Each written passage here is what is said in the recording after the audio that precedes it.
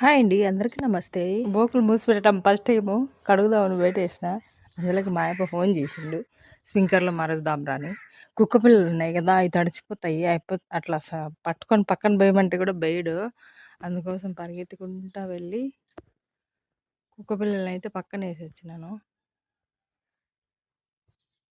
స్ప్రింక్లర్లు అయితే ఆడ ఎగురుతున్నాయి, గమనించారు కదా. కన్ను రావట్లేదులేండి.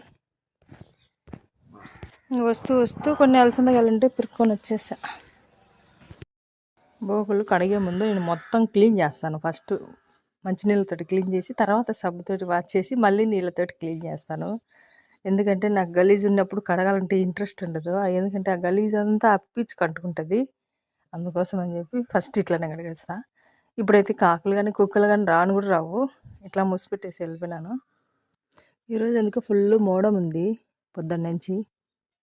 అయితే ఒక 4 కిలోలు పెరికాను, నలుగురికి ఇచ్చాను, నేను కొన్ని చేసుకున్నాను.